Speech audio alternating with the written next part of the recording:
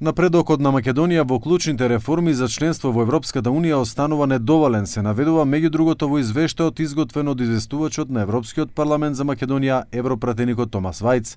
Документот ја критикува стагнацијата во владењето на правото, реформите во судството и борбата против корупцијата, политичката поларизација и недостигот на меѓупартиска соработка.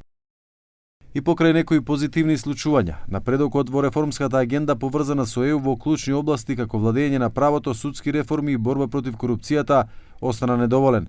Напредувањето на реформите во владењето на правото не се само суштинско за приближување кон членството во Европската Унија, тоа е исто така клучно за заекнување на демократските институции што ефикасно им служат на сите граѓани, се вели меѓу другото во извештајот на Томас Вајц. Европратеникот бара итно да се обезбеди политичка волја за усвојување на уставните измени и за враќање на довербата на граѓаните во институциите.